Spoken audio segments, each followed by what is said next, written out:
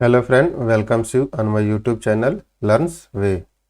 दोस्तों, आज के इस वीडियो में हम यूपी ट्रिपल एससी के अंतर्गत मुख्य सेविका पद एग्जामिनेशन के लिए डिसीज रोग टॉपिक को लर्न करेंगे। दोस्तों, जैसा भी आप यहाँ पर देख रहे हैं, दोस्तों अगर आप मेरे चैनल पर नए हैं तो please like and subscribe my channel और साथ में बेल आइकन को भी अवश्य दबा दें, जिससे आपको लेटेस्ट नोटिफिकेशन मिलती रहे। दोस्तों, इससे पहले हमने और भी वीडियो अपलोड किया हुआ है इस एग्ज़ाम से रिलेटेड, तो आप मेरे यूट्यूब चैनल के प्लेलिस्ट में जाके वहाँ पे यूपी ट्रिपल एससी मुख्य सेविका लेक्चर्स से एक फ़ोल्डर है, उसमें आप जाके वहाँ से देख सकते हैं। दोस्तों, आइए वीडियो को स्टार्ट करते हैं। डिसीज। फ्रेंड्स, डिसीज क्या होता है, आइए इसको देखते हैं। रोग अर्थात अस्वस्थ होना, यह चिकित्सा विज्ञान का मूलभूत संकल्पना है। प्रायः शरीर के पूर्ण रूपेण कार्य करने में किसी प्रकार की कमी होना ही रोग कहलाता है। जिस व्यक्ति को रोग होता है उसे हम रोगी कहते हैं। हिंदी में रोग को बीमारी, रुग्णता, व्याधि और विकार भी कहते हैं। रोगों के कारण, दोस्तों बहुत सारे रोग होते हैं, तो मेन कारण इसका क्या हो सकता है वो हमने यहाँ पे आपको दिखाने की कोशिश किया हुआ है। आइए देखते हैं। रोग उत्पन्न करने वाले कारकों को रोगजनक, जो कारक है उसको हम रोगजनक बोलते हैं, इंग्लिश में पैथोजन बोलते हैं। तो रोगजनक पैथोजन कहते हैं, जैसे जीवाणु को बैक्टीरिया बोलते हैं, विषाणु, वायरस, प्रोटोजोआ, कवक इत्यादि। कुछ रोग आनुवंशिक कारणों से भी उत्पन्न होते हैं। तो दोस्तों, ये रोगों के कारण है। रोगों कारक निम्नलिखित है, आइए उसको भी देखते हैं क्या क्या कारक हो सकता है। पहला है जैविक कारक। जैविक कारक में फ्रेंड्स आ जाएंगे विषाणु, जीवाणु, कवक, माइकोप्लाज्म, प्रोटोजोआ, हेलमिंथेज तथा अन्य जीव। ये सभी जो बीमारी होगी इन सब से, उसको हम क्या बोलेंगे, रोग का क्या कारण है, जैविक कारण की वजह से हमें रोग हुआ है। अगला देखते हैं। सेकेंड है पौष्टिक तत्वों की कमी। दोस्तों, हमने इसके पहले पौष्टिक तत्व पढ़ा था। ये हमारे बॉडी को अगर प्रॉपर वे में नहीं मिलते हैं तो इसके कारण से भी हमें बीमारियां हो जाती हैं।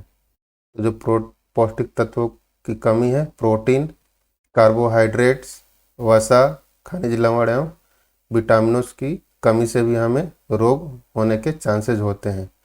तो इस रोग को बोलते हैं, हमें जो रोग हुआ है वह पौष्टिक तत्वों की कमी से हुआ है। अगला कारक है भौतिक कारक। भौतिक कारक में दोस्तों आप देख सकते हैं सर्दी आ सकता है, गर्मी आ सकता है, आर्द्रता, दबाव, विद्युत आघात, इलेक्ट्रिसिटी से जब हमें शॉक लगती है उसको विद्युत आघात बोलते हैं। विकिरण जो सनलाइट से जो आ रहे हैं, रेज, ध्वनि आदि, अगर इन सब से हमें रोग का कारक होता है तो उसको हम बोलते हैं, कारक क्या है आपका, भौतिक कारक है। नेक्स्ट है यांत्रिक कारक। दोस्तों, यांत्रिक कारक से भी हमें रोग होता है, जैसे निरंतर अधिक समय तक घर्षण, चोट लगना, अस्थि टूटना, मोच आना। दोस्तों, इन सब को हम बोलते हैं यांत्रिक कारण। आइए अगला देखते हैं रासायनिक कारक। फ्रेंड्स, रासायनिक कारक में यूरिया तथा यूरिक अम्ल, रासायनिक प्रदूषक जैसे पारा के कारण जो रोग होता है, सीसा या लेड के कारण जो रोग होता है, ozone, cadmium, nickel, cobalt, arsenic, इन सब के कारण भी इंसानों को रोग पकड़ता है। तो इसको हम बोलते हैं रासायनिक कारक। पदार्थों की अधिकता। दोस्तों, ये भी एक बहुत कॉमन कारण है जिससे कई बार आदमी बीमार पड़ जाता है। जैसे हम लोग को खाने पे कंट्रोल नहीं होता है, तो इसका पहला हो जाएगा अधिक भोजन खाने से, हार्मोन के अधिक स्रावण से, प्रदूषकों की अधिकता से रोग उत्पन्न होते हैं। तो इसको हम बोलते हैं पदार्थों की अधिकता। तो दोस्तों आपने देखा कि यहाँ पे रोगों के क्या कारण थे, वो सब हमने बहुत आसानी से पढ़ा और समझा। अब आइए चलते हैं हम मेन टॉपिक पे जो हमको स्टडी करना है। इन टॉपिक से पहले ये भी जानना हम लोग के लिए बहुत ही ज़रूरी था। तो दोस्तों जो पहला टॉपिक है फीवर, फीवर को हिंदी में हम बुखार बोलते हैं। तो दोस्तों आइए देखते हैं बुखार के कारण क्या क्या है। बुखार तब होता है जब आपके मस्तिष्क का एक हिस्सा, जो मस्तिष्क का हिस्सा होता है उसको हम बोलते हैं हाइपोथैलेमस, जिसे आपके शरीर को थर्मोस्टेट भी कहा जाता है। आपके शरीर के सामान्य तापमान के निर्धारित बिंदु को ऊपर ले जाता है। जो ये हाइपोथैलेमस है, यह हमारे शरीर का जो एक निश्चित बिंदु होता है, इसको ये ऊपर ले जाता है। जब ऐसा होता है तब हमें आपको ठंड महसूस हो सकती है और ज़्यादा कपड़े पहन लेते हैं या कंबल में लिपट जाते हैं, या आपको कंपकपी भी हो सकती है। में ज़्यादा गर्मी उत्पन्न होती है, परिणाम स्वरूप शरीर का तापमान बढ़ जाता है, तभी हमें क्या होता है, बुखार होता है। कारण है जब बैक्टीरिया, वायरस, कवक और अन्य प्रकार के रोगाणु जैसे कई सूक्ष्म जीव मानव शरीर में प्रवेश करते हैं। अगला कारक हो सकता है एक संक्रमण जैसे फ्लू, चिकन पॉक्स या निमोनिया। कुछ दवाइयों का भी साइड इफेक्ट होता है। सूरज की रोशनी में ज़्यादा दिन चलने से भी बुखार आ सकता है। सिलिकोसिस फ्रेंड्स, यह एक फेफड़ों की एक बीमारी होती है, इत्यादि। फ्रेंड नेक्स्ट है लक्षण।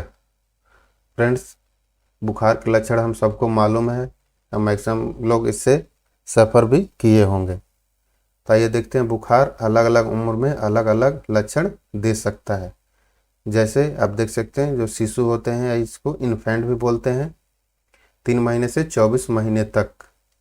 तापमान अगर बच्चे का 104.4 फ़ारेनहाइट से 104 फ़ारेनहाइट तक या ऊपर या आसपास है तो उसको हम क्या बोलते हैं, तो बच्चे को बुखार आया है। और ये बच्चा इतना छोटा होता है कि वो बता नहीं सकता है, तो बच्चा चिड़चिड़ा या असहज महसूस करता है, या उसको सर्दी हो गया है या खांसी आ रही है या बार बार दस्त आ सकता है। तो दोस्तों ये शिशु में बुखार के लक्षण हैं। नेक्स्ट उम्र है बच्चे। दोस्तों बच्चे में क्या होती है, उल्टी, बेचैनी या चिड़चिड़ापन, सूचिहीन या खराब एकाग्रता, पिछले 3 दिनों से समान लक्षणों का अनुभव करना।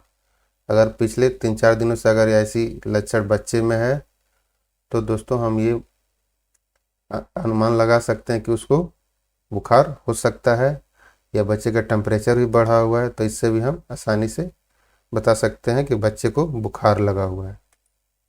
वयस्कों, फ्रेंड्स वयस्कों का तापमान 103 से ऊपर या आसपास है, और सिर दर्द, आक्षेप या दौरे, प्रकाश संवेदनशीलता, गर्दन में अकड़न, गर्दन जब आप अपना सिर आगे झुकाते हैं तब दर्द होता है, मानसिक भ्रम की स्थिति, उल्टी इत्यादि, यह वयस्कों में बुखार के लक्षण हैं।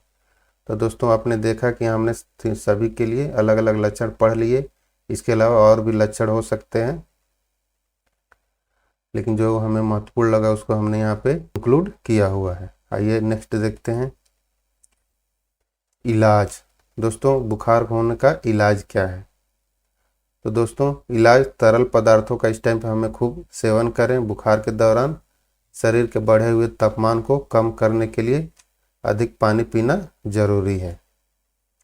फ्रेंड्स नेक्स्ट आराम करें, गुनगुने पानी से नहाना चाहिए, हल्के कपड़े पहने।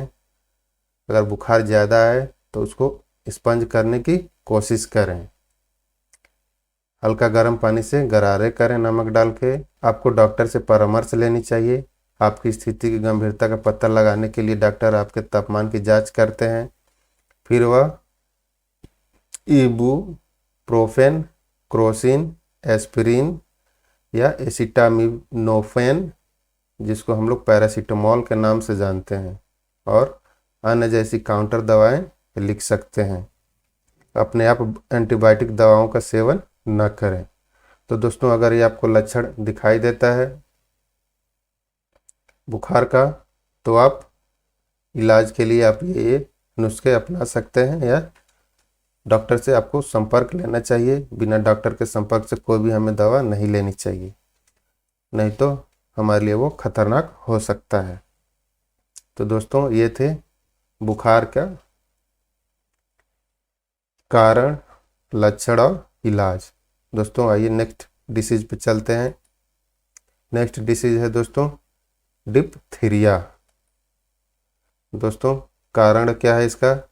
डिप्थीरिया होता है दोस्तों ये कारी नए बैक्टीरिया के इन्फेक्शन से होता है।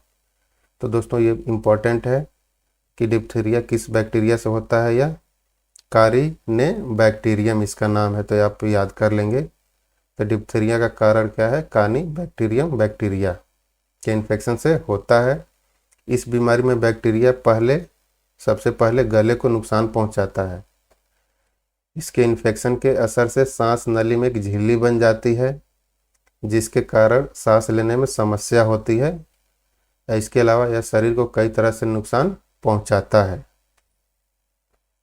दोस्तों, डिप्थीरिया के लक्षण क्या है? इसके मेन लक्षण है दोस्तों गले में सूजन, ठंड लगना और कमजोरी होना। अगले लक्षण है दोस्तों सांस लेने में कठिनाई, नाक बहना, बुखार, गले में खराश या फिर खांसी आना। इन्फेक्शन मरीज के मुंह, नाक और गले में रहता है और फैलता है।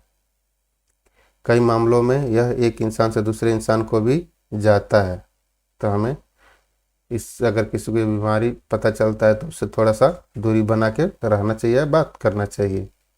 इसके और लक्षण हो सकते हैं दिल की धड़कन तेज हो जाना, यहाँ जज छूट गया है तो आप तेज हो जाना पड़ सकते हैं। तो दोस्तों, ये थे कुछ इम्पोर्टेंट लक्षण।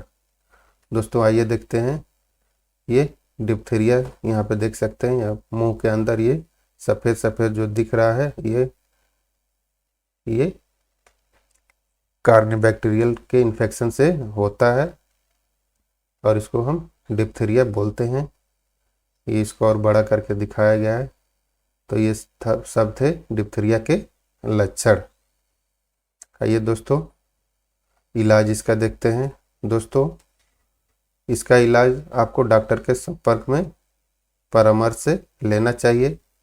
डिप्थीरिया जितनी जल्दी हो सके इलाज किया जाना चाहिए। पहला कदम आप क्या कर सकते हैं? एंटीटॉक्सिन इंजेक्शन का उपयोग करना, ये डॉक्टर कर सकता है, या एंटीटॉक्सिन डिप्थीरिया बैक्टीरिया द्वारा उत्पादित विषाक्त पदार्थों का सामना करने के लिए प्रयोग किया जाता है। संक्रमण से लड़ने के लिए डॉक्टर आपको पेनिसिलिन और एरिथ्रोमाइसिन जैसे एंटीबायोटिक्स भी निर्धारित कर सकते हैं। यदि किसी को डायरिया है तो संक्रमण स्वयं को अस्पताल में भर्ती करना महत्वपूर्ण है संक्रमण व्यक्ति को, ताकि संक्रमण अन्य लोगों को नहीं दिया जा सके। तो दोस्तों, ये थे डिप्थीरिया के इलाज। ये सभी इलाज हमें डॉक्टर के परामर्श से ही लेनी चाहिए। दोस्तों, इसका टेस्ट हो जाएगा। दोस्तों, डिप्थीरिया के परीक्षण के लिए स्वैब टेस्ट किया जाता है और अन्य प्रयोगशाला टेस्ट होते हैं। फ्रेंड, अगला है पर्टूसिस, या इसको हिंदी में काली खांसी भी बोलते हैं। दोस्तों, इसका कारण है काली खांसी का कारण एक जीवाणु होता है, बैक्टीरिया होता है, जिसे बोर्डेटेला पर्टूसिस के नाम से जाना जाता है। तो दोस्तों, काली खांसी का जीवाणु का क्या नाम है? Bordetella pertussis. जीवाणु वायुमार्ग की सतह को संक्रमित करता है। मुख्य रूप से श्वास नली और उसके आगे विभाजित होकर बढ़ने वाले 2 वायु मार्गों को जो फेफड़ों तक जाते हैं, इन्हीं को यह वायरस टारगेट करता है। Bordetella pertussis. जब बोर्डेटेला पर्टूसिस वायु मार्ग की सतह के संपर्क में आता है तो यह गिनती में बढ़ता है और इससे गाढ़ा म्यूकस या बलगम जमा हो जाता है। इसी म्यूकस या बलगम को शरीर से बाहर निकालने के लिए तीव्र गति से खांसी के दौरे होते हैं। यह जीवाणु वायु मार्ग में सूजन पैदा कर देता है, जिससे वह संकीर्ण हो जाता है, जिसके कारण सांस लेने में दिक्कत होती है और खांसी के दौरे के बार बार सांस लेते समय हुफ की आवाज़ आती है। दोस्तों, ये थे काली खांसी के कारण। आइए हम देखते हैं इसके लक्षण क्या हैं। लक्षण: काली खांसी के लक्षण तुरंत नज़र नहीं आते हैं। लक्षण नज़र आने में कम से कम 7 से 10 दिन लगते हैं या अधिक भी हो सकते हैं। हालांकि काली खांसी के लक्षण मामूली जैसे जुखाम की तरह दिखते हैं। अगला है, इसके बाद आमतौर पर एक विशेष प्रकार की हू या हुफिंग की आवाज़ होती है। इसी वजह से इस स्थिति को हुफिंग कफ या कुकुर खांसी का नाम मिला है। तो दोस्तों, ये काली खांसी को हुफिंग कफ या कुकुर खांसी के नाम से भी जानते हैं। इसके अन्य लक्षण है नाक बहना, रनिंग नोज, बुखार। काली खांसी में खांसी के बाद उल्टी होना भी शामिल है। दोस्तों, यह खांसी लगभग 3 महीने तक रहती है, इसीलिए इसका दूसरा नाम 100 दिन की खांसी भी है। तो दोस्तों, आपने देखा ये काली खांसी के महत्वपूर्ण लक्षण, जो हमें लगा इसको हमने यहाँ पे सम्मिलित किया हुआ है। आइए देखते हैं दोस्तों, ये जो इमेज आप देख रहे हैं, तो इसमें जो काली खांसी के बैक्टीरिया हैं ये आप देख सकते हैं। मेन जो श्वास नली है, इसी को ये लोग जाम कर दिए हैं, जिससे हमें सांस लेने में तकलीफ होती है। तो आइए इसके उपाय देखते हैं या इलाज देखते हैं। दोस्तों, हमें कभी भी किसी भी बीमारी का इलाज बिना डॉक्टर के संपर्क से नहीं लेना चाहिए। इस बीमारी के इलाज के लिए एंटीबायोटिक्स का प्रयोग किया जाता है, जो इसके दौरे की भयानकता को कम कर देता है। यदि रोग की पहचान प्रारंभिक अवस्था में हो जाए तो एंटीबायोटिक्स का प्रयोग काफ़ी लाभदायक सिद्ध होता है। दोस्तों, डॉक्टर आपको एरिथ्रोमाइसिन या एम्पिसिलिन का प्रयोग 7 से 10 दिनों तक करने के लिए दिया जा सकता है। आजकल क्लोरमेम्फेनिकोल का व्यवहार अत्यधिक किया जाता है, क्योंकि यह दवा अधिक सस्ती है। जो ये दोनों दवाएं चाहिए दोस्तों, सस्ती है। घबराहट दूर करने के लिए भी इनकी गोलियां दी जा सकती हैं। श्वसन नलियों की सिकुड़न को कम करने के लिए ब्रोकोडायटेलर दिया जाता है। कफ सिरप भी कफ को निकालने के लिए दिया जाता है। तो दोस्तों, ये सब इलाज आप खुद ना करें, हमेशा डॉक्टर के संपर्क से ही इसका इलाज करें। दोस्तों, टिटनेस का कारण क्या होता है? टिटनेस को धनु स्तंभ भी बोलते हैं फ्रेंड्स, तो आपको इसका नाम मालूम होना चाहिए, धनु स्तंभ। यह एक संक्रामक रोग है जिसमें कंकाल पेशियों को नियंत्रित करने वाली तंत्रिका कोशिकाएं प्रभावित होती हैं।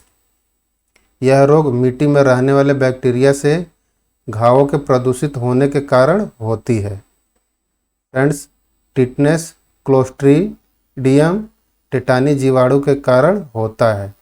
तो दोस्तों, आपको ये जीवाणु का नाम याद रखना चाहिए, जो एग्जाम पॉइंट ऑफ व्यू से इम्पॉर्टेंट है। नेक्स्ट पॉइंट है, क्लोस्ट्रीडियम टेटानी के खंड कुछ समय बाद वे जल्दी से बढ़ने लगते हैं और न्यूरोटॉक्सिन टेटानोस्पाज्मिन का निर्वहन करते हैं। जब जहर परिसंचरण तंत्र में जाता है तो यह शरीर में तेजी से फैलने लगता है और टिटनेस के लक्षण पैदा करता है। न्यूरोटॉक्सिन साइन मेकिंग के साथ दिमाग से रीढ़ की हड्डी में नसों तक और मांसपेशियों तक उत्तरोत्तर यात्रा में बाधा डालता है, जिसके फलस्वरूप दृढ़ता और मांसपेशियों में ऐंठन होती है। तो ये टिटनेस के जीवाणु का कारण होती है। त्वचा कट या पंचर घावों के माध्यम से जीवाणु शरीर में प्रवेश करता है। दोस्तों, जब हमारे शरीर में कहीं कट लग जाता है या कोई घाव होता है, उससे वो टिटनेस के जीवाणु जो होते हैं हमारे बॉडी के अंदर प्रवेश करते हैं। जब कोई कट या घाव पूरी तरह से साफ या ठीक हो जाता है तो इससे टिटनेस को रोकने का मौका मिल जाता है। तो दोस्तों, जब भी अगर हमारे बॉडी में कहीं कट जाए या कभी भी घाव हो तो हमें टिटनेस का इंजेक्शन अवश्य लगवा लेना चाहिए। आइए इसके लक्षण देखते हैं। टेटनस निम्न लक्षण प्रदर्शित करता है। इसके लक्षण हैं खुजली, मांसपेशियों में खिंचाव, सूजन, कमजोरी या निगलने में कठिनाई सामान्य रूप से देखा गया है। दोस्तों अगर इसके हम टाइप्स की बात करें तो सामान्य टेटनस होता है। शरीर की संरचना की सभी मांसपेशियों को यह प्रभावित कर सकती है। यह सबसे सामान्य और सभी 4 प्रकार में सबसे गंभीर है। ये सामान्य टेटनस। दूसरा टेटनस है स्थानीय टेटनस। बैक्टीरिया से संक्रमित घाव के आसपास की मांसपेशियों को प्रभावित करता है। जो घाव होते हैं उसके चारों ओर की मांसपेशियों को यह प्रभावित करता है। इसको स्थानीय टेटनस बोलते हैं। सिफेलिक टेटनस में शुरुआत में चेहरे की मांसपेशियां तेजी से प्रभावित होती हैं। यह आमतौर पर सिर पर चोट या कान में संक्रमण के कारण होता है। नेक्स्ट है नियोनेटल टेटनस। सामान्य टेटनस जैसा ही होता है लेकिन यह 1 माह से कम उम्र के शिशुओं को प्रभावित करता है या इसे नियोनेट भी कहा जाता है। तो दोस्तों ये थे टेटनस के लक्षण और टेटनस के टाइप। दोस्तों यहाँ पे एक वीडियो देख रहे हैं, यहाँ पे आप देख सकते हैं कि पैर में चोट लग गया है और इस चोट में ही ये टेटनस के बैक्टीरिया यहीं से हमारे बॉडी में प्रवेश करते हैं। तो हमें इससे सावधानी में टेटनस के इंजेक्शन लेना चाहिए। आइए आगे देखते हैं नेक्स्ट स्लाइड पे। टेटनस का इलाज। टेटनस का इलाज मेन है टीकाकरण। टीकाकरण द्वारा टेटनस से पूरी तरह बचाव संभव है। फ्रेंड्स 1920 के दशक में शुरू किया गया टेटनस टॉक्साइड सबसे सुरक्षित साबित हुआ है। टेटनस का इलाज के लिए चिकित्सक रोगी को टेटनस की वैक्सीन दे सकते हैं। टेटनस का टीका इम्यून सिस्टम को टॉक्सिन से लड़ने में मदद कर सकता है।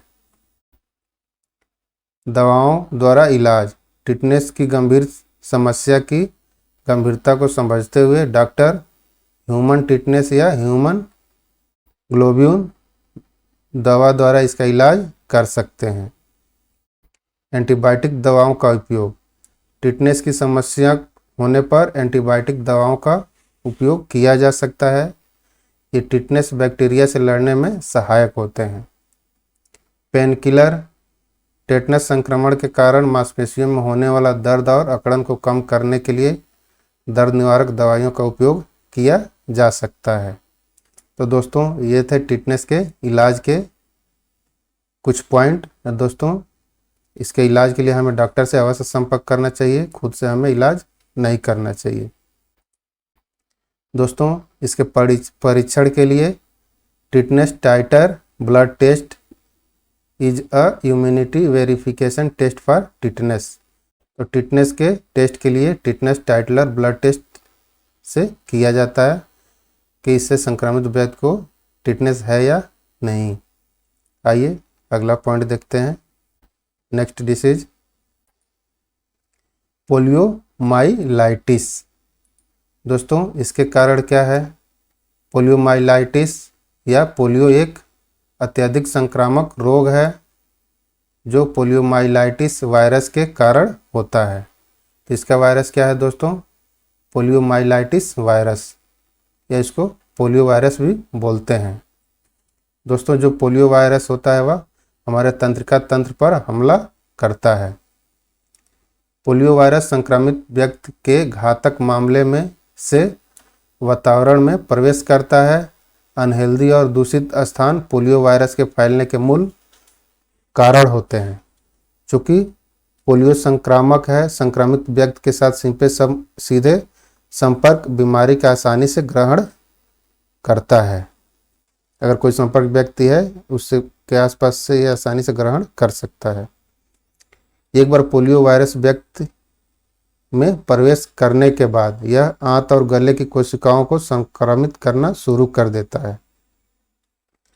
शरीर के अन्य भागों में फैलने से पहले वायरस आंतों में रहता है।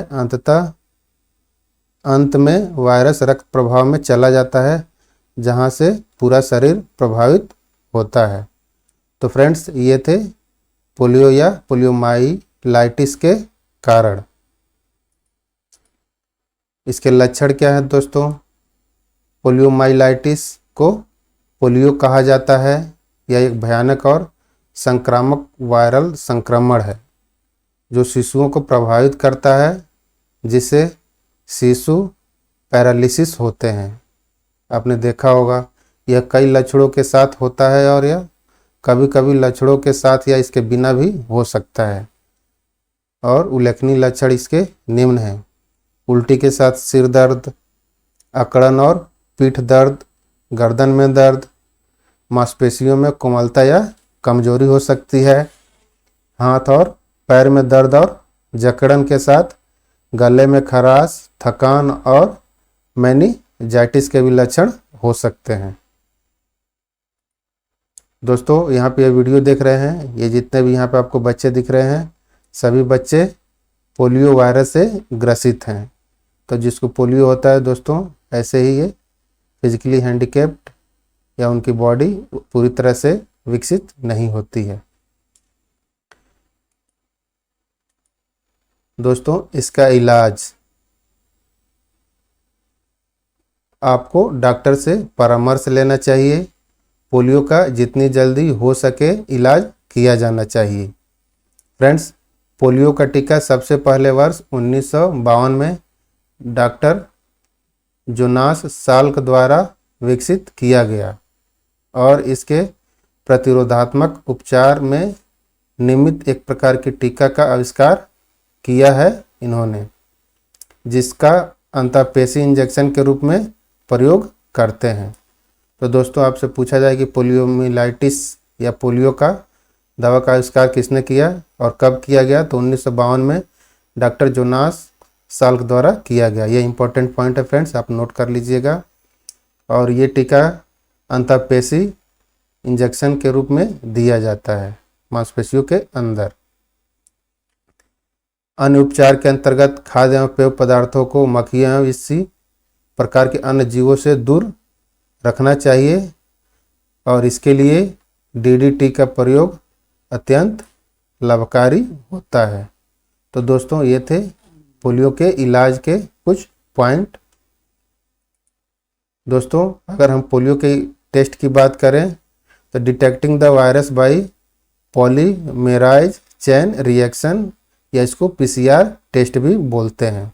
तो दोस्तों पोलियो के टेस्ट के लिए हम पीसीआर टेस्ट कराते हैं जो लाभदायक होता है डिटेक्ट करने के लिए। आइए नेक्स्ट डिसीज पे चलते हैं फ्रेंड्स। मीजल्स। मीजल्स का कारण है दोस्तों, इसको मीजल्स या खसरा रूबेला भी बोलते हैं। दोस्तों ये मीजल्स या खसरा रूबेला नामक वायरस के इन्फेक्शन के कारण होता है। तो फ्रेंड्स इसका वायरस क्या है? मीजल्स या खसरा रूबेला। ये आप याद रखने के लिए लिख सकते हैं। यह वायरस संक्रमित बच्चे या वयस्क के नाक और गले के बलगम में रहता है। यह रोग दानों के दिखने के 4 दिन पहले अधिक संक्रामक होता है और लगभग 4 से 5 दिनों तक यह संक्रामक बना रहता है। नेक्स्ट पॉइंट है संक्रमित व्यक्ति के संपर्क में आने से या संक्रमित लोगों के पास होने या यदि वे खांसते या छींकते हैं इससे मीजल्स फैल सकता है। यह ऐसी सतह को छूने से जहां संक्रमित व्यक्ति के बलगम की बूंदें पड़ी हो और फिर उंगलियों को मुंह में डालने या नाक या आंखों को रगड़ने से भी मीजल्स का खतरा बढ़ जाता है फ्रेंड्स।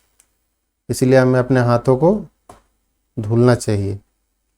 मीजल्स मुख्यतः 2 प्रकार के होते हैं। पहला है खसरा, यह रूबोला या रूबेला वायरस के कारण होने वाला खसरे का मानक रूप है। और दूसरा है फ्रेंड्स रूबेला या जर्मन खसरा भी इसको बोलते हैं।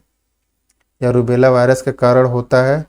यह आमतौर पर अधिक घातक नहीं होता, लेकिन युवा बच्चों की तुलना में यह अजन्मे शिशुओं के लिए अधिक जोखिमकारी हो सकता है। यदि महिला गर्भवती होने पर वायरस के संपर्क में आ जाती हैं तो उनके लिए यह ज़्यादा जोखिमकारी हो सकता है। तो फ्रेंड्स इसको हमें ध्यान में रखना चाहिए। ये थे मीजल्स के कारण। आइए देखते हैं दोस्तों इसके लक्षण। प्रभावित व्यक्ति शुरू में बुखार, खांसी, नाक बहने, लाल आंखें और मुंह के अंदर सफ़ेद धब्बे के साथ दिखेंगे। कुछ दिनों के बाद निम्नलिखित लक्षण का अनुभव भी आदमी कर सकता है। मुंह में स्पॉट, जैसे मुंह के अंदर धब्बे। कुछ लोग दाने को विकसित करने से 1 या 2 दिन पहले मुंह में छोटे छोटे सफ़ेद धब्बे विकसित करते हैं। ये इसके वायरस। हर किसी को ये धब्बे नहीं होते हैं, लेकिन यदि वे अन्य लक्षणों के अलावा विकसित होते हैं तो इसको खसरा समझा जा सकता है। खसरे के दाने। दोस्तों जब खसरा किसी को होता है तो कुछ दाने भी बॉडी पे आ जाते हैं। ये चकत्ते संक्रमण के 3 से 4 दिन बाद दिखाई देते हैं और 1 हफ्ते में चले जाते हैं या ठीक हो जाते हैं। खसरा दाने फ्लैट लाल भूरे रंग के धब्बे के रूप में होता है, जो एक साथ मिलकर बड़े धब्बे या पैच बनाता है। यह आमतौर पर शरीर के बाकी हिस्सों में फैलने से पहले सिर और गर्दन पर दिखाई देता है। तो दोस्तों ये थे खसरा के इम्पोर्टेंट लक्षण, जिसको हम ध्यान में रख सकते हैं। दोस्तों यहाँ पे आप देख सकते हैं इस पिक्चर में एक पिक्चर दिखाया गया है। इस लड़के के बॉडी पे क्या है, ये खसरा के पैच या धब्बे बने हुए हैं। दोस्तों इसके परीक्षण की बात करें तो MMR tyre is a blood test that check if you are immune to measles, mumps and rubella। तो दोस्तों इसके जो टेस्ट का नाम है MMR टेस्ट से इसका परीक्षण किया जा सकता है या कराया जाता है। आइए इसके इलाज देखते हैं फ्रेंड्स। आपको डॉक्टर से परामर्श लेनी चाहिए। अनुभवी डॉक्टर आपकी त्वचा पर चकत्ते की जांच करके और मुंह, खांसी और गले में खराश के रूप में सफ़ेद धब्बे जैसे रोग के लक्षण के लिए जांच करके मामला बता पाएंगे। आगे की पुष्टि के लिए रक्त परीक्षण किया जा सकता है। MMR वैक्सीन, जिसको खसरा, मम्स और रूबेला लेने से खसरे के संक्रमण को रोका जा सकता है। यदि MMR वैक्सीन उचित नहीं लगता है डॉक्टर को, तो वह मानव समान इम्यूनोग्लोबिन या HNIG शॉर्ट में बोलते हैं का उपयोग कर सकता है डॉक्टर। दोस्तों वैक्सीन, दोस्तों इसके इलाज के लिए हमें वैक्सीन लगवानी चाहिए। रूटीन वैक्सीन 2 टीके उपलब्ध हैं इसके, MMR वैक्सीन और MRV वैक्सीन। बच्चे 12 महीने में अपना पहला टीकाकरण प्राप्त कर सकते हैं और 3 और 6 वर्ष की आयु में के बीच उनकी दूसरी खुराक दी जा सकती है। वयस्कों और बच्चों को कभी कभी भी टीका लगाया जा सकता है। ह्यूमन नॉर्मल इम्यूनोग्लोबिन, इसको हिंदी में मानव समान इम्यूनोग्लोबिन या शॉर्ट में HNIG के नाम से भी जानते हैं। यह मूल रूप से एंटीबॉडी का मिश्रण है जो खसरे से अल्पकालिक लेकिन तत्काल सुरक्षा देने की क्षमता रखता है। तो दोस्तों ये थे खसरे के इलाज के लिए कुछ इम्पोर्टेंट पॉइंट जो आपके एग्जाम पॉइंट ऑफ व्यू से महत्वपूर्ण है। फ्रेंड्स आज का टॉपिक है ट्यूबरकुलोसिस, या हिंदी में बोलते हैं इसको तपेदिक। दोस्तों तपेदिक के कारण की हम बात करें तो आप यहाँ पे देख सकते हैं, इसको शॉर्ट में TB भी बोलते हैं।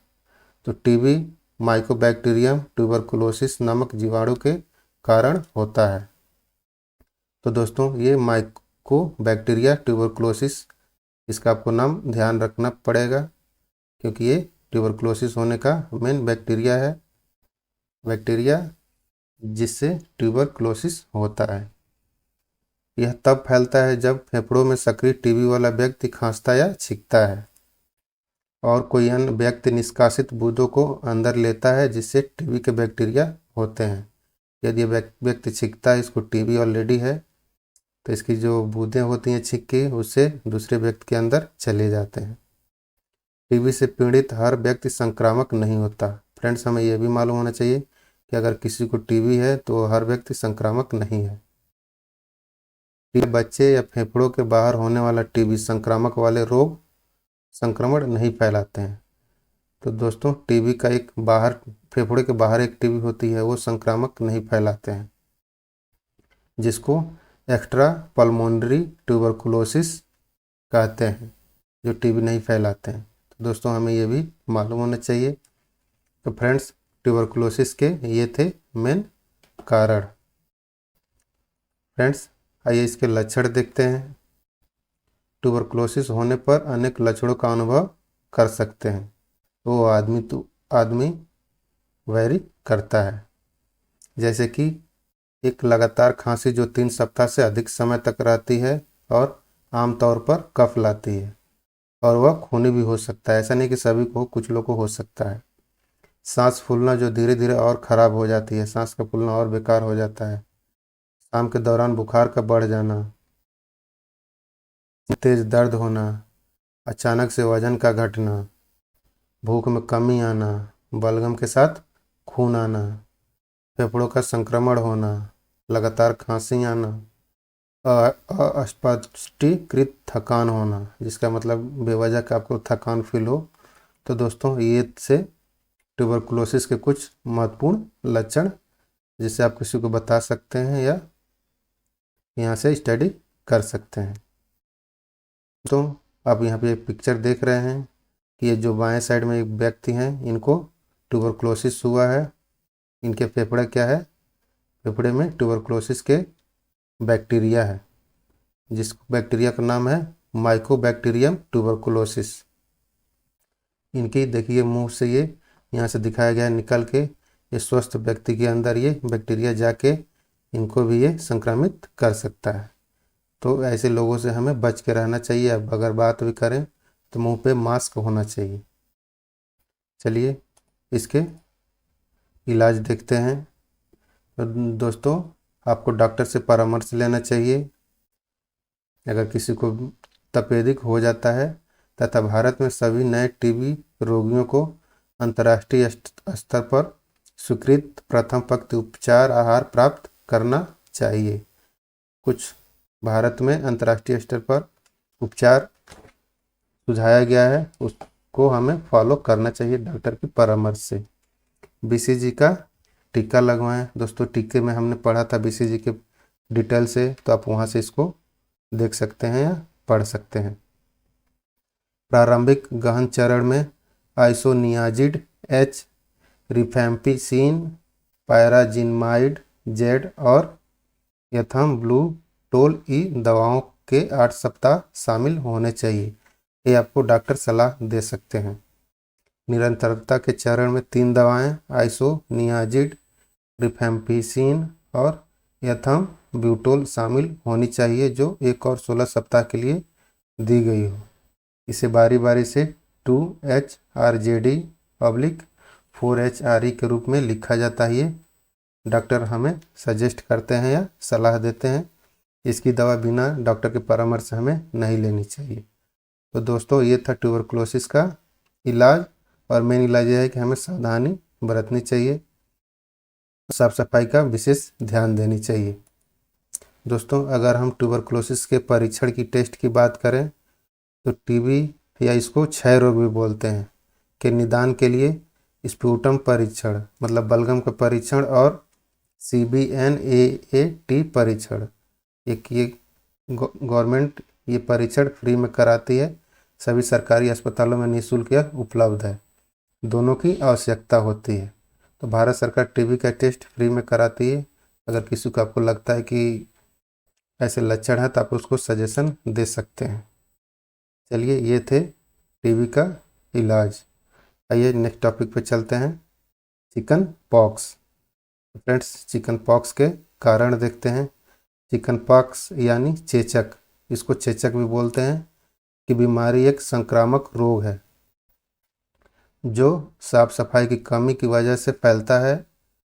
यह वेरिसेला जोस्टर वायरस की वजह से होता है। तो चिकन पॉक्स का जो वायरस है उसको बोलते हैं वेरिसेला जोस्टर, ये आप नोट कर लीजिएगा।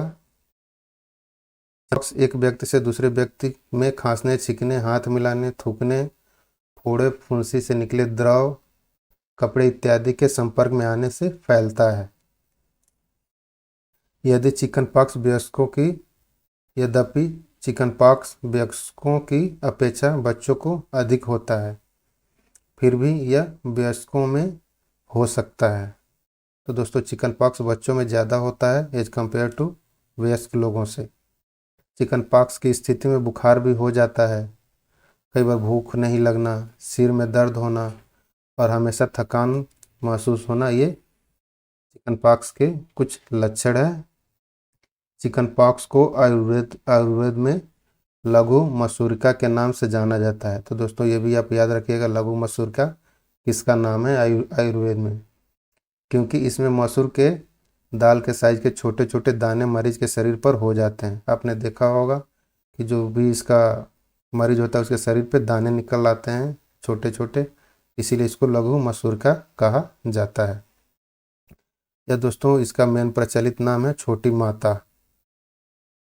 पॉक्स के संक्रमण पूरे शरीर में फुंसियां जैसे शक्तियां विकसित हो जाती हैं, जो दिखने में खसरे की बीमारी की तरह भी लगती है।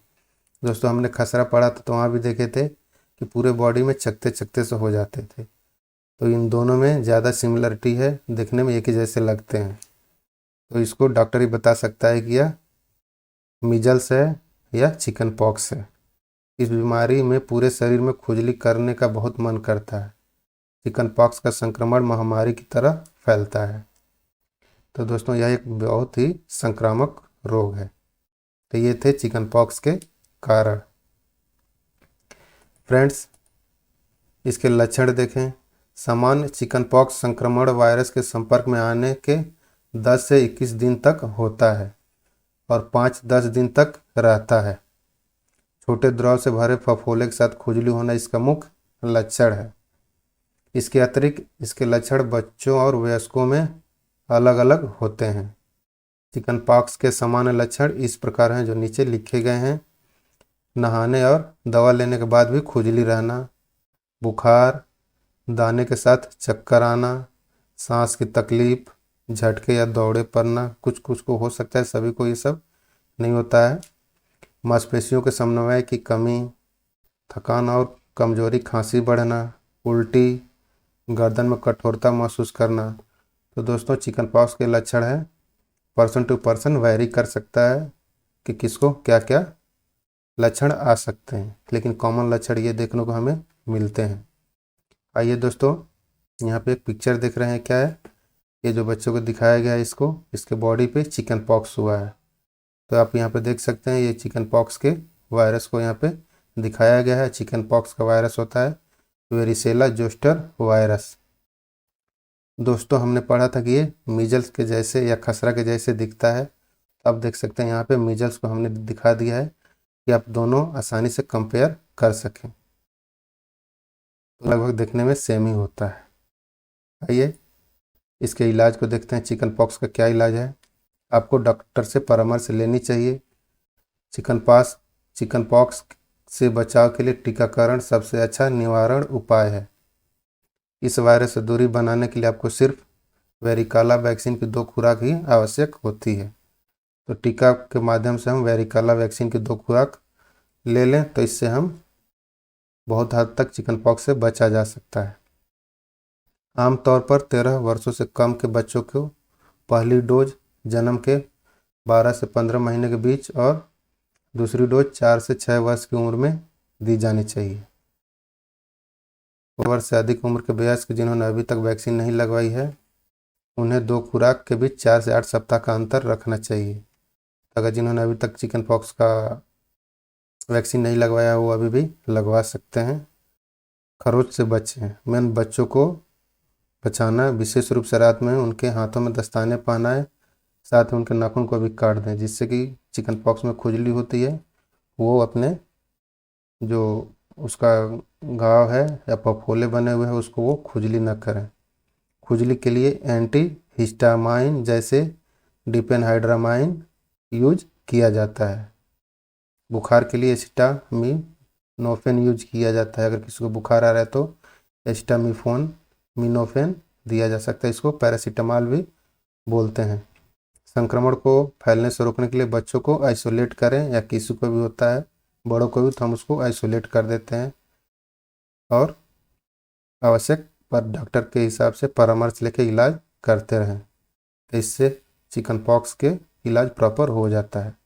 अगर इसके परीक्षण की हम बात करें तो diagnosis of varicella is use polymerase chain reaction या PCR to detect varicella zoster virus, इसको शॉर्ट में बोलते हैं VZV, इन स्किन लेशंस। तो दोस्तों इसके टेस्ट के लिए हम PCR टेस्ट रिकमेंड डॉक्टर करते हैं अगर उनको कन्फ्यूजन होता है कि ये चिकन पॉक्स है या मीजल्स। तो दोस्तों ये थे चिकन पॉक्स के इलाज। आइए नेक्स्ट डिसीज को लर्न करते हैं। अगला डिसीज है हेपेटाइटिस। हेपेटाइटिस का कारण है, हेपेटाइटिस मूल रूप से लीवर की बीमारी होती है जो वायरल इन्फेक्शन होने के कारण होती है। इस अवस्था में लीवर में सूजन आती है। हेपेटाइटिस में 5 प्रकार के वायरस होते हैं, जैसे A, B, C, D और E। इनके वायरस को 5 प्रकार के नाम से जाना जाता है: hepatitis A, hepatitis B, hepatitis C, hepatitis D और hepatitis E। Friends, hepatitis A और E का संक्रामक दूषित पानी और खाने से फैलता है। हेपेटाइटिस B का वायरस इंजेक्शन, संक्रमित खून चढ़ाने या असुरक्षित यौन संबंध के कारण फैलता है। या मान लीजिए कि कोई गया है सैलून में, तो वहाँ पे अगर सेम ब्लेड से अगर उसकी दाढ़ी वगैरह बना दी जाती है, अगर कहीं पर कट जाता है, उससे भी हेपेटाइटिस B फैल सकता है। हेपेटाइटिस B, C और D संक्रमित व्यक्ति के ब्लड या अन्य प्रकार के तरल पदार्थों के संपर्क में आने से फैलता है।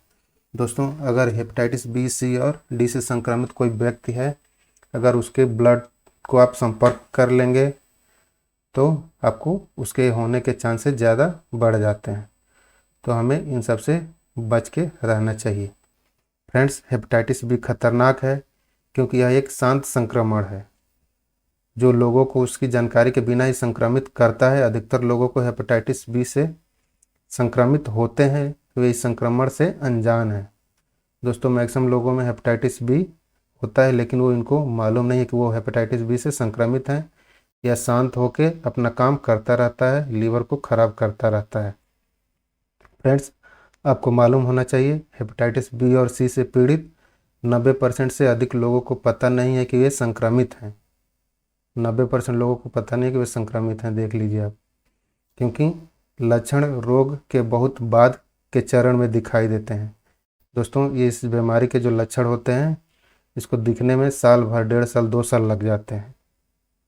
वायरस बिना किसी लक्षण के वर्षों तक यकृत को चुपचाप क्षति पहुंचा सकता है। इतना डेंजरस ये बीमारी है। दोस्तों, अभी तक जो हमने पढ़ा है, सबसे खतरनाक बीमारी हमें हेपेटाइटिस B लगी है। फ्रेंड्स, इसके लक्षण क्या हैं? हेपेटाइटिस का संक्रमण होने पर शुरुआत में कोई लक्षण दिखाई नहीं देते हैं। धीरे धीरे यह इन्फेक्शन बढ़ने लगता है, वैसे ही लक्षण भी गंभीर होने लगते हैं। हेपेटाइटिस की समस्या लंबे समय तक बनी रहे तो यह पीलिया का रूप ले लेता है। लंबे समय तक इलाज न होने की स्थिति में हेपेटाइटिस लीवर सिरोसिस और लीवर कैंसर का कारण भी बन जाता है। हेपेटाइटिस का संक्रमण शुरू होते ही दिखने वाला लक्षण इस प्रकार से हैं। तो दोस्तों, लीवर का जो प्रॉब्लम हो जाता है, लीवर सिरोसिस बोलते हैं, या लीवर में घाव हो जाते हैं। अभी हम दिखाएंगे आपको कैसा दिखता है। इस लक्षण इस प्रकार हैं: लीवर में सूजन होना, पेशाब का रंग गहरा होना, पेट में गंभीर दर्द, भूख प्यास न लगना, अचानक वजन कम होना, यह भी मुख्य लक्षण है, इससे भी आप पता लगा सकते हैं। आँखों में पीलापन, बुखार और उल्टी, पेट में सूजन। तो दोस्तों, ये थे हेपेटाइटिस के मुख्य लक्षण। अगर किसी को पता चले तो आप उसको सजेशन दें, उसके इलाज में लापरवाही न बरते और जाकर डॉक्टर से ज़रूर परामर्श कर लें। दोस्तों, ये है इसका पिक्चर, आप देख सकते हैं कि ये क्या है, आपका हेल्दी लीवर है। आप यहाँ देख सकते हैं, ये क्या है, आपका संक्रमित लीवर है। तो दोस्तों, आप इसमें ये देख रहे हैं कि खराब सा, इसको लीवर सिरोसिस बोलते हैं। ये और भी बहुत संक्रमित होकर, बहुत संकुचित होकर छोटा हो जाता है और ये धीरे धीरे अपना काम करना बंद कर देता है। तो दोस्तों, यहाँ पे लिखा हुआ है, avoid alcohol during and after 6 to 12 month of the symptoms of the viral hepatitis. दोस्तों अगर वायरल हेपेटाइटिस किसी को अगर डिटेक्ट हुआ है तो वह शराब को अवॉइड करे, उसको छुए भी मत, जिससे इस बीमारी से वह बच सकता है। दोस्तों अगर इसके इलाज की हम बात करें तो आपको डॉक्टर से परामर्श लेनी चाहिए तथा हेपेटाइटिस बी के संक्रमण को रोकने के लिए इसका टीकाकरण कराना सबसे अच्छा तरीका है। तो अगर आपके बच्चे हों तो उनका भी हेपेटाइटिस का टीका लगवाएं। अगर आपने नहीं लगवाया है तो आप भी लगवा सकते हैं। मरीज के संक्रमण की स्थिति के आधार पर हर व्यक्ति का इलाज अलग अलग हो सकता है। शुरुआत में चिकित्सक मरीज की जांच करते हैं। मरीज में संक्रमण की गंभीरता की जांच के लिए डॉक्टर्स पेट का ultrasound, liver function test, liver biopsy, marker test और ब्लड टेस्ट करते हैं। सही इलाज लेने के लिए कुछ दिनों में इसके लक्षण खत्म होने लगते हैं। दोस्तों यह लक्षण नहीं है, लक्षण है, आप करेक्ट कर लीजिएगा। डाइट और लाइफ स्टाइल में सुधार करने से आप इस संक्रमण को आसानी से खत्म कर सकते हैं। तो दोस्तों ये थे हेपेटाइटिस के इलाज के मुख्य पॉइंट। दोस्तों इसको हम रोकथाम भी कर सकते हैं, इसमें ज़्यादा हमें प्रिकॉशन लेने की ज़रूरत है। अपना रेजर, टूथब्रश और सुई किसी को शेयर न करें, न किसी का आप शेयर करें। इससे इन्फेक्शन का खतरा कुछ हद तक कम किया जा सकता है। टैटू करते वक्त उपकरणों से सावधान रहें। जो टैटू बनवाते हैं उनके उपकरण जो यूज होते हैं वो एक ही जो उपकरण है सभी आदमी में यूज करते हैं, वही ब्लड, तो वो भी आपको ध्यान रखना चाहिए। कान छेद करते वक्त इस बात का ध्यान रखें कि वह साफ़ हो। जिससे कान छेदा जाता है उसको भी यूज करने के लिए हमें साफ सफाई का ध्यान देना चाहिए। सुरक्षित यौन संबंध, दोस्तों ये भी खास करके ज़्यादा प्रिकॉशन के अंतर्गत आता है, जिससे हम हेपेटाइटिस को रोक सकते हैं। तो दोस्तों ये था आज का वीडियो का पूरा लेक्चर। मलेरिया डिसीज़ को हम लोग लर्न करते हैं। दोस्तों मलेरिया के बारे में आप सभी को मालूम भी होगा, तो आइए देखते हैं इसके क्या कारण हो सकते हैं। फ्रेंड्स आपको मालूम होगा मलेरिया बुखार मच्छरों से होने वाला एक तरह का संक्रामक रोग है जो फीमेल एनोफिलीज मच्छर के काटने से होता है। तो दोस्तों ये नाम इम्पोर्टेंट है, आप इसको नोट डाउन कर लीजिएगा कि मलेरिया किस मच्छर से काटने से होता है, फीमेल एनोफिलीज मच्छर। इस मादा मच्छर में एक खास प्रकार का जीवाणु पाया जाता है जिसे डॉक्टरी भाषा में प्लाज्मोडियम नाम से जाना जाता है। तो ये जो एनोफिलीज मच्छर है यह प्लाज्मोडियम जीवाणु का वाहक है। मलेरिया फैलाने वाली इस मादा मच्छर के जीवाणु की 5 जातियाँ होती है जो आप लोग यहाँ पे देख सकते हैं। प्लाज्मोडियम फाल्सिफेरम, दूसरा है प्लाज्मोडियम विवैक्स, तीसरा है प्लाज्मोडियम ओवेल, चौथा है प्लाज्मोडियम मलेरिया और पांचवा है प्लाज्मोडियम नालेसी नामक परजीवियों के कारण होता है। ये सभी जो प्लाज्मोडियम है फ्रेंड्स आमतौर पर मादा एनोफिलीज नामक मच्छरों में ही पाए जाते हैं और यही मलेरिया बीमारी का वाहक होता है। मलेरिया के परजीवी का वाहक मादा एनोफिलीज मच्छर है। इसे काटने पर मलेरिया के परजीवी लाल रक्त कोशिकाओं में प्रवेश करके बहुगुणित होते हैं।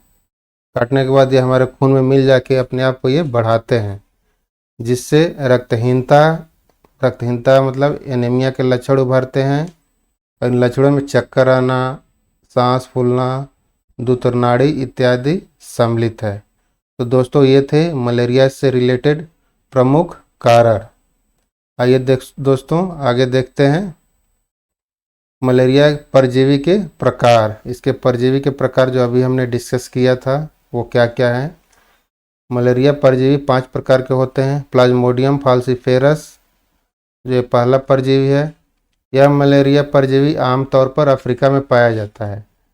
इसी वजह से रोगी को ठंड लगने के साथ सिर दर्द भी होता है। दूसरा परजीवी है प्लाज्मोडियम विवैक्स। यह विवैक्सी परजीवी दिन के समय काटता है और इसका असर 48 घंटे बाद दिखना शुरू होता है। इस रोग की वजह से दर्द होना, हाथ पैरों में दर्द होना, भूख न लगना, तेज बुखार भी रहता है। तीसरा नंबर का परजीवी है प्लाज्मोडियम ओवेल। यह असामान्य परजीवी है और यह पश्चिम अफ्रीका में पाया जाता है। इससे रोगी में लक्षण के उत्पादन के बिना यह अनेक वर्षों तक लीवर में रह सकते हैं। अगला है प्लाज्मोडियम मलेरिया। यह मलेरिया प्रोटोजोआ का एक प्रकार है। यह इस रोग की वजह से रोगी को प्रत्येक चौथे दिन बुखार आने लगता है और शरीर में प्रोटीन की मात्रा कम होने की वजह से शरीर में सूजन आने लगती है। अगला परजीवी है प्लाज्मोडियम नालेसी। यह परजीवी आमतौर पर दक्षिण पूर्व एशिया में और यह एक प्राइमेट मलेरिया परजीवी है। इसके रोगी को ठंड लगने के साथ बुखार आता है और रोगी को सिर दर्द, भूख न लगना, बुखार जैसी परेशानियों का सामना करना पड़ता है। लक्षण: जब व्यक्ति मलेरिया के परजीवी से संक्रमित होता है तो उसके 10 दिन से 30 दिन के भीतर मलेरिया के लक्षण विकसित हो जाते हैं। कुछ मामलों में परजीवी शरीर में जाकर कुछ महीने तक निष्क्रिय रह सकता है और ऐसे में कई प्रकार की बीमारी काफ़ी समय बाद विकसित होती है। बुखार जैसे कि ठंड लगना और कंपकंपी होना मलेरिया के सबसे प्रमुख लक्षण हैं। इन लक्षणों के बाद व्यक्ति में के तेज पसीने आने लगता है और साथ ही उसका शारीरिक तापमान बीच बीच में। तो दोस्तों ये था मलेरिया का मुख्य लक्षण। हालांकि इन लक्षणों के अलावा मलेरिया से ग्रस्त व्यक्ति को अन्य लक्षण भी महसूस हो सकते हैं, जिनमें निम्न शामिल है: सिर में दर्द होना, मतली और उल्टी, पेट में दर्द, दस्त लगना, एनीमिया, मांसपेशियों में दर्द, मांसपेशियों का साधारण रूप से संकुचन होना, कोमा, मल में खून आना। तो ये सभी और भी लक्षण है जो आदमी टू आदमी चेंज होता रहता है और जो मुख्य लक्षण है आपने यहाँ पे देख लिया है। आइए फ्रेंड्स, नंबर से इन्फेक्टेड मॉस्किटो बाइट पर्सन। अगर ये मलेरिया का कोई मच्छर है और ये आदमी को काट लेता है तो इसके लीवर में इन्फेक्शन होता है और ये इसके लीवर इन्फेक्शन के कारण इसके बैक्टीरिया और बढ़ जाते हैं और फिर जब ये इनको कोई अगर मच्छर काटता है तो वो इसके वाहक होते हैं और फिर ये साइकिल लगभग चलता रहता है। तो इससे हम लोग को मलेरिया से बच के रहना चाहिए। फ्रेंड्स, इसका इलाज: किसी भी बीमारी का पता लगाने के लिए डॉक्टर की सलाह लेना बहुत ज़रूरी होता है। मलेरिया के इलाज में एंटी मलेरियल ड्रग्स और लक्षणों को नियंत्रित में लाने के लिए दवाएं, जरूरी टेस्ट, घरेलू नुस्खे और तरल पदार्थ व इलेक्ट्रोलाइट्स शामिल होते हैं। मलेरिया के इलाज के लिए हर मरीज के लिए एक सी दवा नहीं होती है, बल्कि डॉक्टर इन्फेक्शन के स्तर और क्लोरोक्वाइन प्रतिरोधक की संभावना को देखते हुए दवा बताते हैं।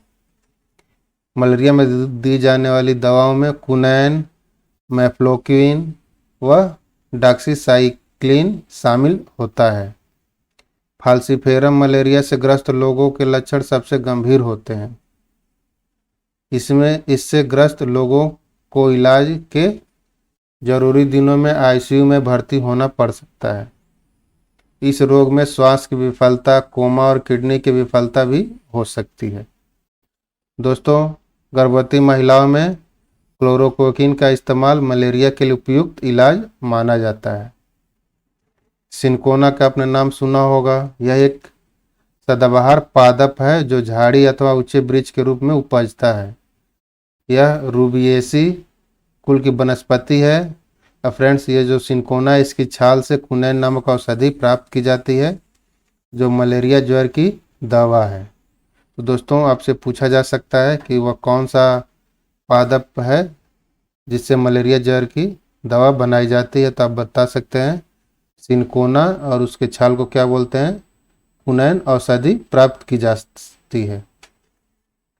तो दोस्तों, ये था मलेरिया के कुछ इम्पॉर्टेंट इलाज। तो आइए इसके परीक्षण देखते हैं।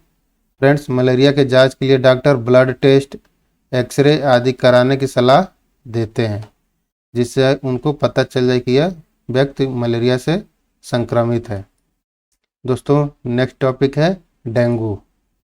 डेंगू का कारण है फ्रेंड्स, डेंगू एक संक्रमण है जो डेंगू वायरस के कारण होता है। तो डेंगू का वायरस को डेंगू वायरस बोलते हैं फ्रेंड्स।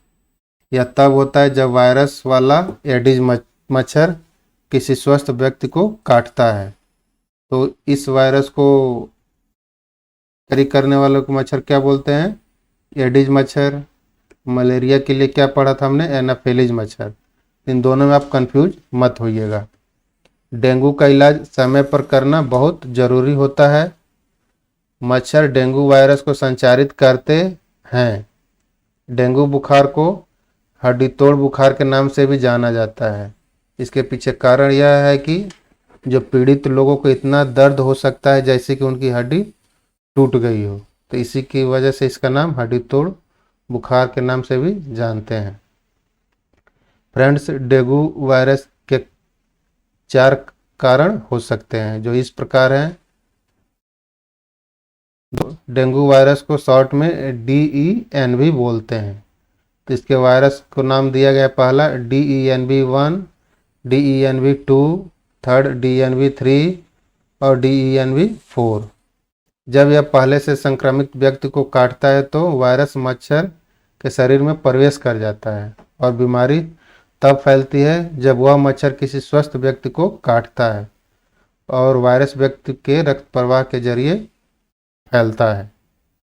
एक बार जब कोई व्यक्ति डेंगू बुखार से उबर जाता है तो वह विशिष्ट वायरस से प्रतिरक्षित होता है, लेकिन अन्य 3 प्रकार के वायरस से नहीं। यदि आप दूसरी, तीसरी या चौथी बार संक्रमित होते हैं तो गंभीर डेंगू बुखार, जिसे डेंगू रक्तस्रावी बुखार के रूप में भी जाना जाता है, के विकसित होने की संभावना बढ़ जाती है। तो दोस्तों, ये था डेंगू बुखार के फैलने का मेन कारण। आइए इसके लक्षण देखते हैं। आमतौर पर डेंगू बुखार के लक्षणों में एक साधारण बुखार होता है और किशोरों एवं बच्चों में इसकी आसानी से पहचान नहीं की जा सकती है। डेंगू में 104 फ़ारेनहाइट डिग्री का बुखार होता है, जिसके साथ इनमें कम से कम 2 लक्षण होते हैं। देखिए, सिर दर्द, उल्टी होना, मांसपेशियों हड्डियों के जोड़ों में दर्द, जी मिचलाना, आंखों के पीछे दर्द, ग्रंथियों में सूजन, त्वचा पर लाल चकत्ते होना। तो दोस्तों, इनमें से कोई भी 2 लक्षण हो सकते हैं। 3 प्रकार के बुखार होते हैं जिनमें व्यक्ति को खतरा होता है, जो इस प्रकार है। जो बुखार के इसका नाम है हल्का डेंगू बुखार, डेंगू रक्तस्रावी बुखार और डेंगू शॉक सिंड्रोम। दोस्तों, इसके डिटेल आप यहाँ पे देख सकते हैं। हल्का डेंगू बुखार में इसके लक्षण मच्छर के दंश के 1 हफ्ते बाद देखने को मिलते हैं और इससे गंभीर या घातक जटिलताएं शामिल हैं। दूसरा है डेंगू रक्तस्रावी बुखार। लक्षण हल्के होते हैं लेकिन धीरे धीरे कुछ दिनों में गंभीर हो सकते हैं। तीसरा है डेंगू शॉक सिंड्रोम। यह डेंगू का एक गंभीर रूप है और यहाँ तक कि यह मौत का कारण भी बन सकता है। तो देखें आप दोस्तों, यहाँ पे डेंगू बुखार के प्रमुख लक्षण और किसकी वजह से डेंगू होता है, ये सब हमने अच्छे से पढ़ लिया है। तो आइए आगे देखते हैं डेंगू का इलाज। डेंगू बुखार का कोई विशिष्ट उपचार नहीं है क्योंकि डेंगू एक वायरस है। यथासमय देखभाल से मदद मिल सकती है, जो इस बात पर निर्भर करता है कि बीमारी कितनी गंभीर है। डेंगू बुखार के कुछ बुनियादी उपचार निम्नलिखित हैं, जो यहाँ पे आपको देखने को मिल सकता है। पहला है, यदि डेंगू हल्का है या प्रारंभिक अवस्था में है। लक्षण क्या है? दर्द और बुखार से राहत पाने के लिए पैरासीटामोल लेना, एस्प्रिन या इब्रूफोन से बचना चाहिए। इस टाइम पे हमें पैरासीटामोल लेना चाहिए, वो भी डॉक्टर की सलाह से, क्योंकि इनमें डेंगू के रोगियों में रक्तस्राव हो सकता है। ये जो दोनों मेडिसिन हैं, एस्प्रिन या इबुप्रोफेन, अगर डेंगू का रोगी है तो इससे रक्तस्राव होने के चांसेस होते हैं। इसीलिए एस्प्रिन और इबुप्रोफेन का उपयोग न करने की सलाह दी जाती है, क्योंकि इससे शरीर में आंतरिक रक्तस्राव का खतरा बढ़ सकता है। इसीलिए डॉक्टर पैरासीटामोल सजेस्ट करते हैं। निर्जलीकरण को रोकने के लिए खूब सारे तरल पदार्थ पिए। उल्टी और बुखार के कारण डिहाइड्रेशन हो सकता है। इस प्रकार शरीर में उचित द्रव संतुलन बनाए रखने के लिए भरपूर मात्रा में स्वच्छ पानी, रिहाइड्रेटेड साल्ट पीना आवश्यक है, बहुत आराम मिलता है। तो दोस्तों ये था पहला उपचार। आइए नेक्स्ट उपचार देखते हैं। दूसरा, गंभीर डेंगू एक चिकित्सक आपात स्थिति है और इसके लिए तत्काल चिकित्सक सहायता या अस्पताल में भर्ती होने की आवश्यकता होती है। गंभीर स्थिति के लिए अस्पताल में भर्ती होने की आवश्यकता भी हो सकती है। दोस्तों अस्पताल में आपको अंतराशिरा तरल पदार्थ या आईवी दवाएं और इंजेक्शन ड्रिप लगाया जा सकता है। प्लेटलेट ट्रांसफ्यूजन, अगर प्लेटलेट आपका डाउन हो गया है तो उसको भी अस्पताल में प्लेटलेट लगाते हैं। आराम और निगरानी की ज़रूरत पड़ती है। तो दोस्तों के परीक्षण के लिए diagnosis of dengue is the use of serologic test and nucleic acid amplification test NAATS are the preferred method of laboratory diagnosis. तो डॉक्टर इसके परीक्षण के लिए ये टेस्ट सजेस्ट करते हैं। तो आइए नेक्स्ट बीमारी देखते हैं फ्रेंड्स। पे आप यहाँ पे पिक्चर देख रहे हैं। यहाँ पे क्या एक हेल्दी पर्सन है, यहाँ पे एक इन्फेक्टेड पर्सन है। और ये इन्फेक्टेड मॉस्किटो क्या होती है, एडिज मॉस्किटो होती है, या इन्फेक्टेड को काटती है तो इसके वायरस मच्छर में चले जाते हैं और फिर मच्छर ये आदमी को काटेगा जो हेल्दी है, तो इनको भी डेंगू होने के चांसेस बढ़ जाते हैं या हो जाता है। इसलिए हमें मच्छरों से बच के रहना चाहिए। नेक्स्ट बीमारी है फ्रेंड्स टाइफाइड। टाइफाइड का कारण है, टाइफाइड एक गंभीर बीमारी है। यह साल्मोनेला एंटेरिका सेरोटापी टाइफी बैक्टीरिया से होता है। इस बैक्टीरिया का नाम आप लोग याद रखेंगे। यह साल्मोनेला पैराइटी बैक्टीरिया से भी फैलता है, या ये दूसरा बैक्टीरिया है साल्मोनेला पैराइटी बैक्टीरिया, इससे भी फैल सकता है। टाइफाइड बुखार तब होता है जब कोई व्यक्ति ऐसे खाद्य पदार्थ और पानी का सेवन करता है जिसमें एक टाइफी बैक्टीरिया की मात्रा बहुत अधिक होती है। इसके अलावा एक टाइफी रोगी के मल से उसके चारों तरफ होने वाली पानी की आपूर्ति भी दूषित हो सकती है। इसके बदले मरीज के चारों तरफ होने वाला फूड सप्लाई चेन भी दूषित हो सकता है। इसका मतलब है अगर किसी मरीज को टाइफाइड है तो उसके आसपास उसके मल की वजह से चारों तरफ जो भी पानी से कनेक्टेड होगा सब कुछ दूषित होंगे, जिसकी वजह से अगर उस पानी को या उसके मल को किसी व्यक्ति अगर टच कर लेता है तो उसके में ये जो बैक्टीरिया है टाइफाइड के चांसेस होते हैं। इस बैक्टीरिया से ग्रस्त व्यक्ति के निकटतम संपर्क में टाइफाइड की संभावना किसी भी संक्रमित व्यक्ति के जूठे पदार्थ के खाने पीने से भी होता है। वही दूषित खाद्य पदार्थ से भी ये संक्रमण हो जाता है। तो हमें इन सब से बच के रहना चाहिए। दोस्तों इसके परीक्षण के लिए current diagnosis for typhoid is still via the method of culture and antibody detection by the mean of the Widal test.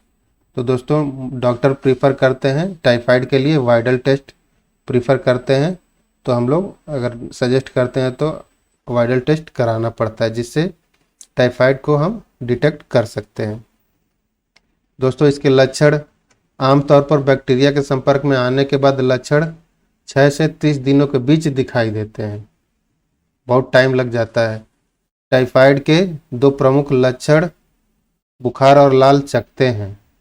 Typhoid बुखार विशेष रूप से उच्च होता है और धीरे धीरे यह 104 डिग्री फ़ारेनहाइट तक या 39 से 40 डिग्री सेल्सियस तक बढ़ सकता है। लाल चकत्ते जो हर मरीज को प्रभावित नहीं करते हैं, ये विशेष रूप से गर्दन और पेट पर लाल रंग के धब्बे होते हैं। ये दोनों लक्षण सभी व्यक्ति में नहीं दिखता है और कुछ और कारण है। सर दर्द लक्षण दिखेगा, 104 डिग्री तक बुखार, शरीर में दर्द, बिगड़ी हुई भूख, जी मिचलाना, दस्त और कब्ज, पेट दर्द, कफ। अगर समय पर इलाज किया जाए तो इसके लक्षण 3 से 5 दिन में ठीक हो जा सकते हैं। तो दोस्तों ये थे टाइफाइड के इम्पॉर्टेंट लक्षण। आइए देखते हैं फ्रेंड्स, यहाँ पे आप एक वीडियो पिक्चर देख रहे हैं। यहाँ पे क्या है, एक नल से आदमी पानी अगर ले रहा है या इन्फेक्टेड फूड ले रहा है तो जिसकी वजह से इसके पेट में टाइफाइड के बैक्टीरिया चले जाते हैं और इसकी वजह से आदमी को इन्फेक्ट करते हैं। आइए इसके इलाज देखते हैं। दोस्तों, आपको डॉक्टर से परामर्श लेनी चाहिए तथा इसके लक्षण मरीज में दिखाई देते ही तुरंत उपचार कराना चाहिए। टाइफाइड के लिए एकमात्र प्रभावी उपचार एंटीबायोटिक्स है। टाइफाइड के उपचार के लिए सिप्रोफ्लॉक्सिन ये नॉन प्रेग्नेंट एडल्ट वुमेन को दिया जा सकता है और सेट्रिफिऑक्सोन एंटीबायोटिक का इस्तेमाल सबसे अधिक किया जाता है। एंटीबायोटिक के अलावा पर्याप्त पानी पीने से भी इसके इलाज में फ़ायदा मिलता है। दोस्तों, ये सभी मेडिसिन हमें डॉक्टर के सजेशन से लेना चाहिए। टीकाकरण 2 टीकाकरण उपलब्ध है जो टाइफाइड से सुरक्षा प्रदान करता है। दोस्तों, जब हमने यूनिवर्सल इम्यूनाइजेशन प्रोग्राम पढ़ा था उसमें हमने इन टीकों के बारे में अच्छे से डिस्कस किया है, तो भी वीडियो हमने अपलोड किया है, आप उसको भी देख सकते हैं। इसके रोकथाम के खाद्य सुरक्षा में क्या कर सकते हैं? उबला हुआ पानी पी सकते हैं, बोतल बंद रासायनिक रूप से कीटाणु रहित पानी जब तक इसे उबाला नहीं गया है पीने से बचें। बिना उबला पानी पीने से बचें जिसमें कीटाणु हो सकते हैं। भोजन को धोने या नल के पानी से अपने दांत ब्रश करने से बचें। जहां संभव हो रासायनिक रूप से कीटाणु रहित किया गया बोतल पानी पिएं। बिना पके भोजन से बचें। सुनिश्चित करें कि जो भी आप खाते हैं वह किसी भी हानिकारक कीटाणु को नष्ट करने के लिए अच्छी तरह से पकाया गया हो, भोजन भी अच्छी तरह से पका हुआ हो। तो ये रोकथाम के कुछ सुझाव हैं जो इंसान को फॉलो करना चाहिए। स्वच्छता सुनिश्चित करें। अपने व्यक्तिगत सामान, घर और आसपास को स्वच्छ रखें ताकि टाइफाइड के बैक्टीरिया से संपर्क से बचने के लिए कीटाणुनाशक तरल का उपयोग किया जा सकता है। तो दोस्तों, ये थे टाइफाइड के प्रमुख इलाज। फ्रेंड्स, आज का टॉपिक ये है डायरिया, जिसको हम हिंदी में दस्त बोलते हैं। तो आइए इसके कारण को जानते हैं। फ्रेंड्स, डायरिया की बीमारी होने की सबसे बड़ी वजह एक वायरस है जो आंतों पर बुरा प्रभाव डालता है। इसे वायरल गैस्ट्रोएंटेराइड व आंतों का फ्लू भी कहा जाता है। तो दोस्तों, ये वायरस है, इसको गैस्ट्रोएंटेराइड हम बोलते हैं, तो नोट कर सकते हैं। कुछ सामान्य रोगाणु जो गैस्ट्रोआंत्र शोथ का कारण बनते हैं और बाद में दस्त होते हैं। तो कुछ और भी रोगाणु है जिसकी वजह से किसी को दस्त होना शुरू हो जाता है। जैसे बैक्टीरिया, इस बैक्टीरिया का नाम है साल्मोनेला या एस्चेरिचिया। दूसरा वायरस है नोरोवायरस या रोटावायरस, जैसे हमने पढ़ा था इम्यूनाइजेशन में, रोटावायरस वही है। नेक्स्ट है पैरासाइट, इसका नाम है गियार्डिया या इंस्टेंटानिस। तो दोस्तों, गैस्ट्रोएंटेराइड के अलावा ये भी कुछ सामान्य रोगाणु हैं जो दस्त का कारण बनते हैं, तो आप इसको नोट कर सकते हैं। हर व्यक्ति के दस्त आने के अलग अलग कारण हो सकते हैं, जिनमें कुछ कारण हम यहाँ पे इम्पोर्टेंट लगा उसको हमने लिया हुआ है। पहला कारण है इन्फेक्शन के कारण। दूसरा, खाने में बेएहतियाती के कारण, किसी दवा के नकारात्मक प्रभाव के कारण, कुछ खाने से एलर्जी के कारण। कुछ लोग को एलर्जी होती है किसी खाने से, अगर उसको खा लेते हैं तो इसकी वजह से उनको दस्त शुरू हो जाता है। वायरल इन्फेक्शन के कारण, रेडिएशन थेरेपी के कारण, फूड पॉइजनिंग के कारण, गंदगी के कारण। तो हम लोग ये जो मेन कारण है डायरिया के, हमने इसको यहाँ पे स्टडी किया। तो फ्रेंड्स, आइए लक्षण देखते हैं। लक्षण, डायरिया होने पर कई तरह के लक्षण आते हैं। कारणों के आधार पर आपको डायरिया होने पर एक या इससे अधिक लक्षण नज़र आ सकते हैं। डायरिया के कॉमन संकेत और लक्षण निम्न हैं: जी मिचलाना, पेट में मरोड़, लूज मोशन, सूजन, डिहाइड्रेशन और बुखार भी हो सकता है, मल में खून आना और लगातार प्यास लगना। तो दोस्तों ये डायरिया के अनेक लक्षण है और सभी लक्षण सबको नहीं होते हैं, कोई कोई लक्षण किसी को होता है। तो जिससे हम ये लक्षण हमने यहाँ पे देखा। दोस्तों यहाँ पे आप एक पिक्चर देख रहे हैं, तो ये डायरिया के लक्षण यहाँ पे दिखा रहा है कि इनको क्या पेट में दर्द हो रहा है, इनको वोमिटिंग हो रही है, इनके सर में चक्कर आ रहा है, इनको लूज मोशन हो रहा है। तो ये सब डायरिया के लक्षण हैं। फ्रेंड्स आइए इसके इलाज को देखते हैं। दोस्तों किसी भी बीमारी का पता लगाने के लिए डॉक्टर की सलाह लेना बहुत ज़रूरी है। हमें अपने आप से किसी भी बीमारी का इलाज नहीं करना चाहिए।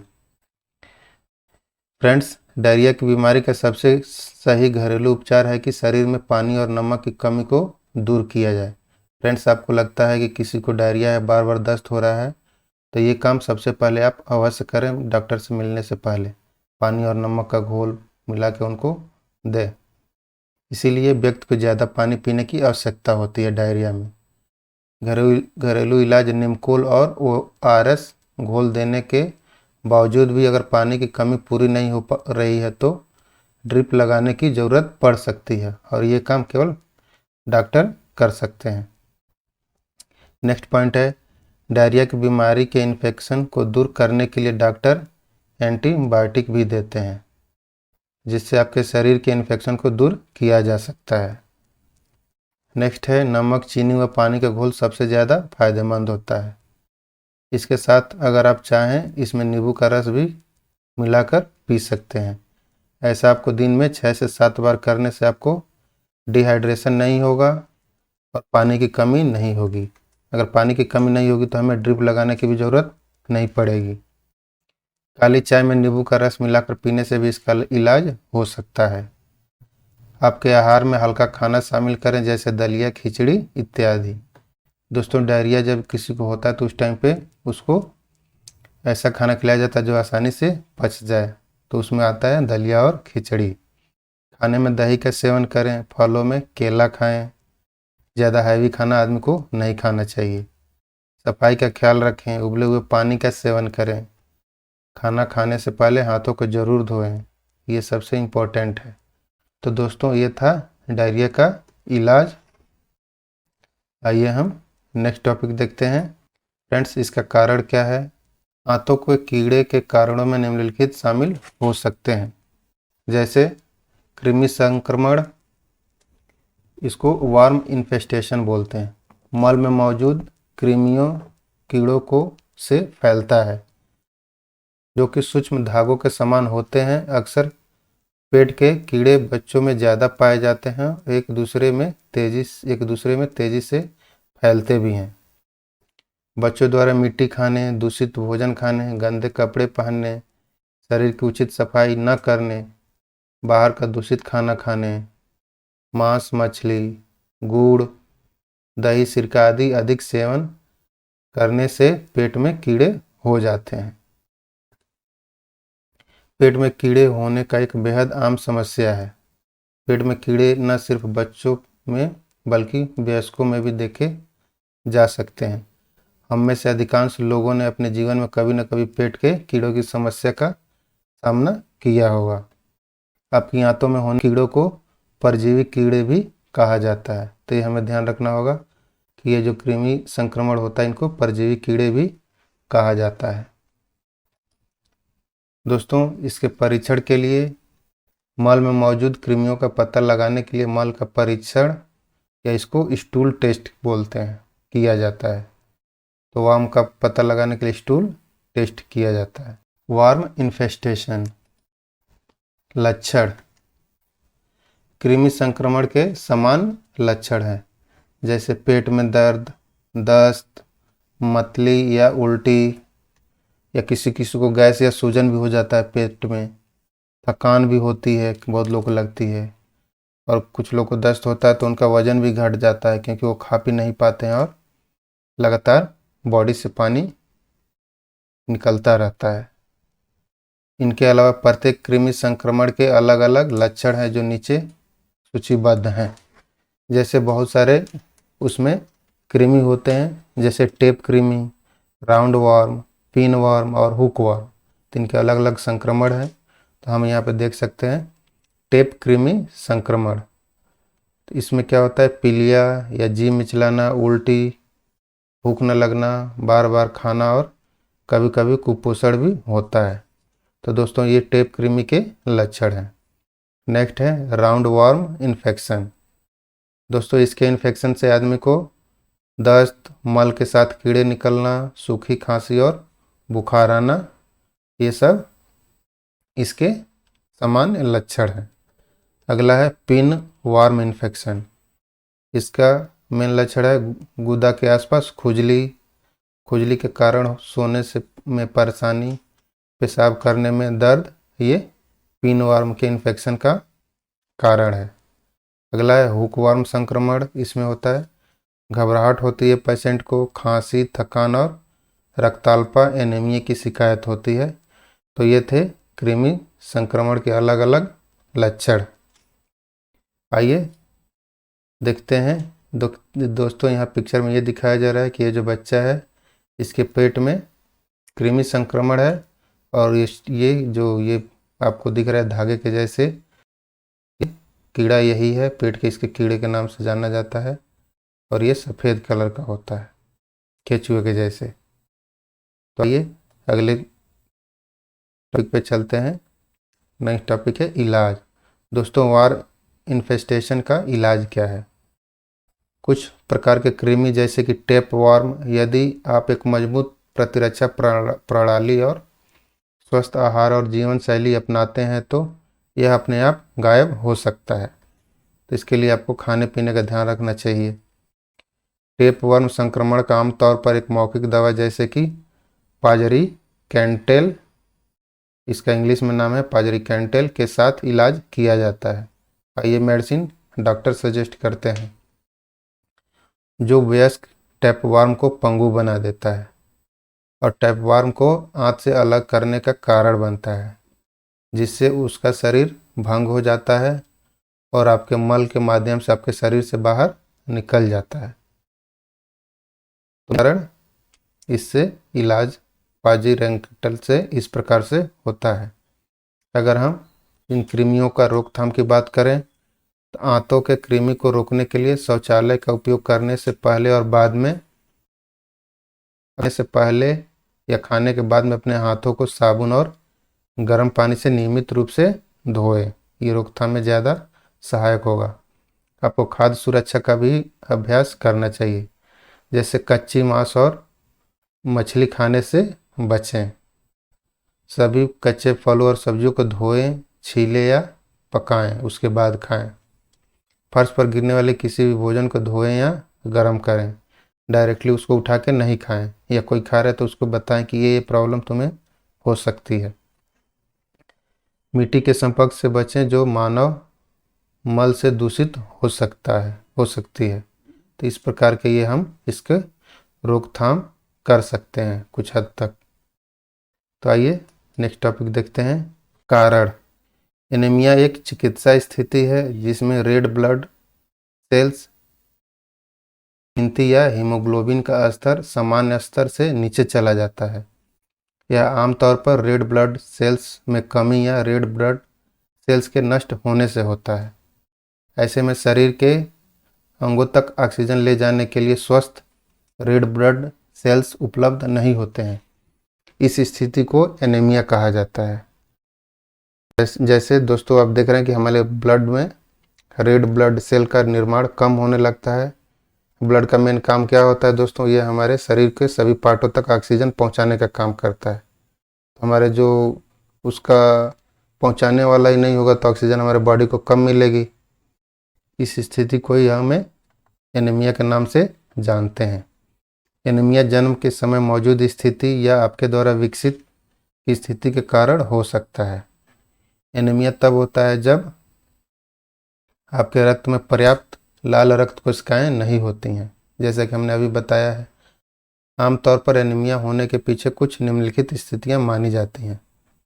आपका शरीर पर्याप्त लाल रक्त कोशिकाओं का निर्माण नहीं कर रहा है। जैसा हमने बताया, जो हमारा बॉडी है अगर वो लाल रक्त कोशिकाओं का निर्माण नहीं कर पा रहा है, इसकी वजह से एनीमिया होने के चांसेस बढ़ जाते हैं, हो जाता है। रक्तस्राव के कारण आप लाल रक्त कोशिकाओं को बदलने की तुलना में अधिक तेजी से खोते हैं। यदि आपका शरीर लाल रक्त कोशिकाओं को नष्ट कर देता है, अगर हमारे शरीर में कुछ ऐसा संक्रमण है जिसकी वजह से लाल रक्त कोशिकाओं को नष्ट कर देता है, ये जब हमारे बॉडी किसी वायरस से इन्फेक्टेड होता है तब होता है या किसी और वजह से। तो ये 3 प्रमुख कारण थे जिनकी वजह से हमें एनीमिया हो सकता है। एनीमिया का कुछ इम्पोर्टेंट वैल्यू दिया गया है जिससे अगर नीचे होता है तो उसको एनीमिया बोलते हैं।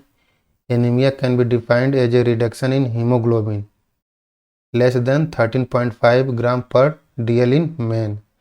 अगर आदमी में 13.5 ग्राम से पर DL से नीचे होता है तो उसको हम एनीमिया बोल सकते हैं कि इसको एनीमिया से संक्रमित है। या लेस देन 12.0 ग्राम पर DL इन वुमेन, अगर वुमेन में 12 से कम होता है तो उसको हम एनीमिया से संक्रमित मानते हैं। या haematocrit less than 41% in man या लेस देन 36% इन वुमेन। या RBC काउंट, अगर RBC काउंट हमारे बॉडी में कम हो जाता है तो ये भी एनीमिया को होने का कारण बनता है। The anaemia term haemoglobin and haematocrit are more commonly use RBC count in day to day clinic practice. Anaemia लक्षण। एनीमिया के लक्षण इसके कारण और गंभीरता के आधार पर निर्भर करता है। एनीमिया के कारणों के आधार पर आपके शरीर में कई लक्षण दिख सकते हैं। इन लक्षणों में कुछ समान लक्षण हैं जैसे कि थकान महसूस होना, शरीर में काफ़ी ज़्यादा कमजोरी महसूस होना, स्किन का रंग पीला या पीले रंग का धब्बे होना, दिल की धड़कनें अनियमित होना, सांस लेने में कठिनाई महसूस होना, चक्कर आना, सीने में दर्द, हाथ और पैर ठंडे होना, सिर दर्द की परेशानी होना इत्यादि एनीमिया के कुछ महत्वपूर्ण लक्षण हैं जैसा बहुत लोग फील करते हैं या ये कॉमन लक्षण हैं। दोस्तों, इसके परीक्षण के लिए, एनीमिया का पता लगाने के लिए डॉक्टर CBC टेस्ट, जिसको हम बोलते हैं कंप्लीट ब्लड काउंट टेस्ट, करवा सकता है, जिसमें red blood cells, white blood cells और प्लेटलेट की संख्या देखी जाती है। ये जिन लोगों से कभी डॉक्टर ने करवाया हो तो वो इस टेस्ट के बारे में जानते होंगे। दोस्तों, आप यहाँ पे देख रहे हैं, यहाँ पे 2 ब्लड को लिया गया है। एक तो नॉर्मल ब्लड है, ये लेफ्ट साइड में आप देख रहे हैं, और राइट साइड में ये क्या है, एनीमिया, ग्रसित ब्लड है। तो आप यहाँ पे देख सकते हैं नॉर्मल ब्लड में रेड ब्लड, ये जो रेड रेड दिख रहे हैं ये आपका क्या है, रेड ब्लड, और इसमें ये जो स्टार जैसे दिख रहा है ये प्लेटलेट बोलते हैं, और ये वाइट दिख रहा है ये वाइट ब्लड सेल्स। तो दोस्तों, आप इसमें देखिए कि बहुत ज़्यादा रेड ब्लड सेल्स हैं। जिसमें एनीमिया ग्रसित है इसमें क्या है, रेड ब्लड सेल्स कम है। तो इसमें रेड ब्लड सेल्स की कमी होती है जिस खून में, उस आदमी को एनीमिया से ग्रसित माना जाता है। और यही जो रेड ब्लड सेल्स हैं यही हमारे बॉडी को ऑक्सीजन प्रोवाइड करते हैं, पूरे बॉडी में कैरी करते हैं। आइए इसका इलाज देखते हैं। फ्रेंड्स, आपको डॉक्टरों से परामर्श लेनी चाहिए तथा आपका शरीर दवा और स्वस्थ जीवन शैली के माध्यम से खून में आपके आयरन के स्तर को संतुलित कर सकता है। इन बचाव के लिए आपको अपनी जीवन शैली में थोड़ा परिवर्तन लाना पड़ेगा। आयरन की कमी के कारण होने वाली खून की कमी के लिए डॉक्टर आयरन सप्लीमेंट्स देता है। इसके अलावा आप बीन्स, दाल, आयरन युक्त अनाज में जैसे आता है चना, गहरे हरे रंग की पत्तेदार सब्जियां और ड्राई फ्रूट खाकर इससे बचाव कर सकते हैं। फोलेट या विटामिन 12 की कमी के कारण होने वाले खून की कमी के लिए डॉक्टर आपको फोलेट या विटामिन 12 सप्लीमेंट देता है। इसके अलावा आप गहरे हरे रंग की पत्तेदार सब्जियां, राजमा, हरी मटर, मीट, सोया उत्पाद, मूंगफली और चावल खाकर इससे बचाव कर सकते हैं। अप्लास्टिक एनीमिया में रेड ब्लड सेल्स को बढ़ाने के लिए ब्लड ट्रांसफ्यूजन या बोन मैरो ट्रांसप्लांट की आवश्यकता हो सकती है।